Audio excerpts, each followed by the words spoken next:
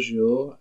Dans cette vidéo sur la série consacrée à l'historicité de la mort et de la résurrection de Jésus-Christ, aujourd'hui, nous allons nous focaliser sur ce qu'on appelle le Talmud juif. Donc, le Talmud juif, c'est un ensemble de documents sur les traditions et les lois juives, les croyances qui ont été rassemblées au fil des années et des siècles et que les juifs utilisent pour leur pratique quotidienne et pour qui contiennent naturellement des commentaires sur la Torah qui est en fait qui est constitué des 5 premiers livres de la Bible. Donc, le livre de la Genèse, le livre de l'Exode, le livre de Lévitique, le livre des Nombres et le livre de Deutéronome. Voilà. Donc, c'est ce qu'on appelle la Torah.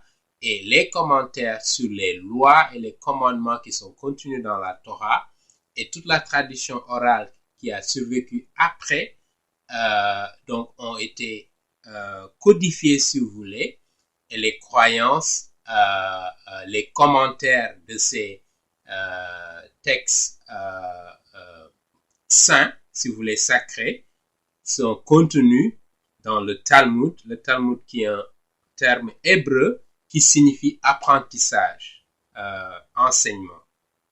Alors que la Torah, un terme hébreu qui signifie instruction. D'accord? Et à côté de ces deux termes, nous avons ce qu'on appelle le Tanakh chez les Juifs, qui correspond justement à l'ensemble de l'Ancien Testament. Donc, qui inclut la Torah et les autres écrits prophétiques, les psaumes, etc., etc. D'accord? Donc, aujourd'hui, nous allons voir un passage du Talmud, d'accord, juif, et naturellement, entre le Talmud, nous avons le Talmud babylonien, qui est beaucoup plus complet, et nous avons également le Talmud de Jérusalem. Et donc, dans le Talmud qui contient 63 livres, d'accord, nous allons nous focaliser sur un passage du Talmud qui fait référence justement à la mort et à la résurrection de Jésus-Christ.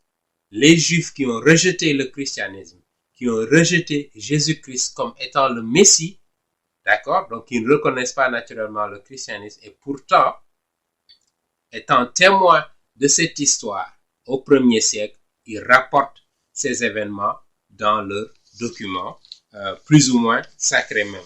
D'accord? Donc, le Talmud juif, donc la partie écrite pendant la période tanaïque qui va de l'an 70 à l'an 200 de notre ère chrétienne. D'accord? En particulier, un passage en Sanhédrin 43, d'accord, de ce Talmud-là, a énoncé les déclarations suivantes concernant Jésus-Christ.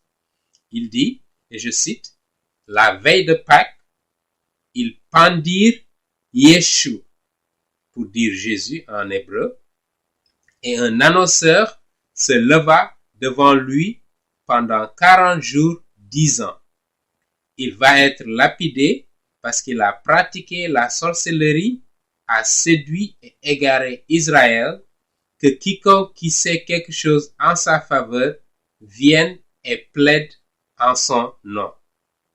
Mais n'ayant rien trouvé en sa faveur, ils le pendirent la veille de Pâques. Exactement tel que le Nouveau Testament, les évangiles rapportent que Jésus-Christ a été crucifié la veille de Pâques. D'accord?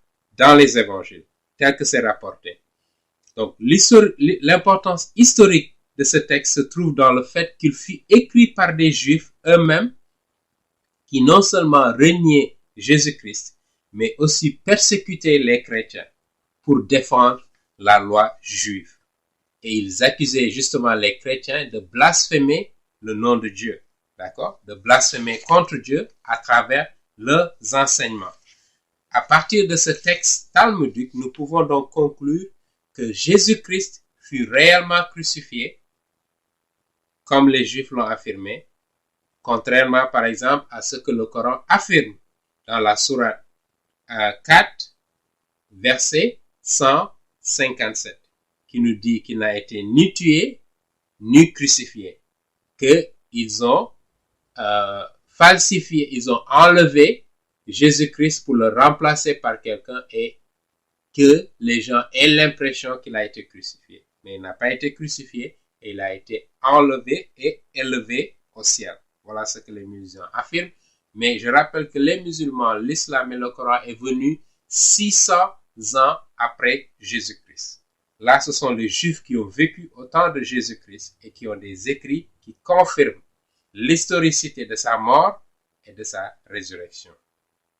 D'accord? Et ils ont donné la date spécifique à laquelle Jésus-Christ fut pendu sur la croix à la veille de la Pâque.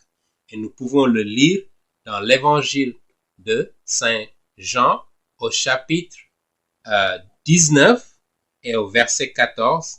Nous allons le lire dans l'évangile de Saint Jean au chapitre 19, verset 14 et verset 30. Ok?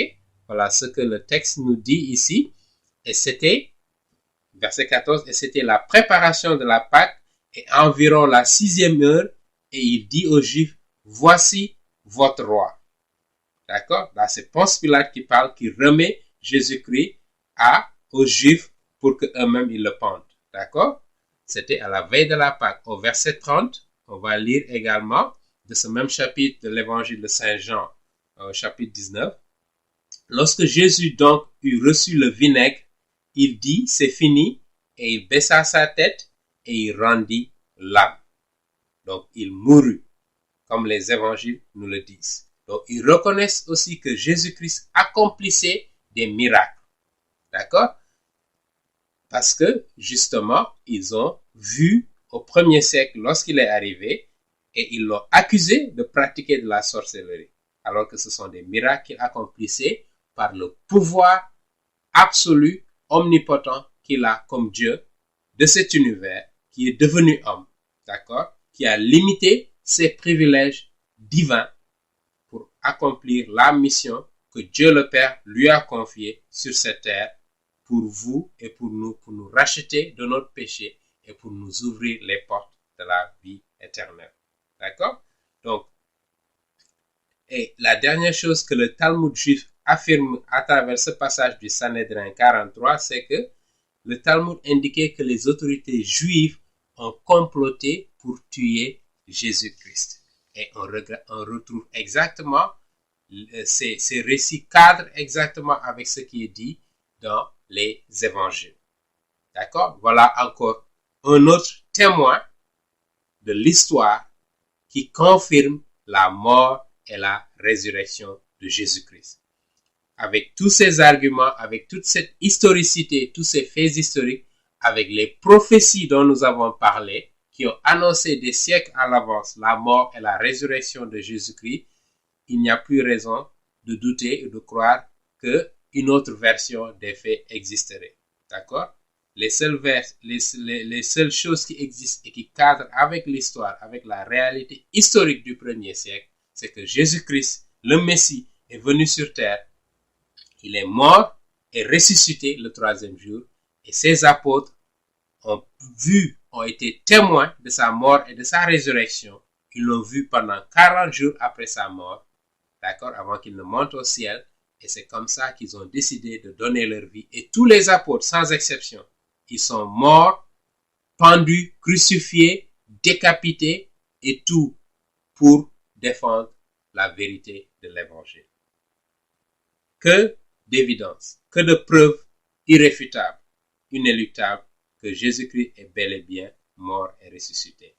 Merci de votre attention et nous continuerons dans cette série sur les prophéties concernant Jésus-Christ et qui sont réalisées dans le temps, dans l'histoire et que nous pouvons vérifier.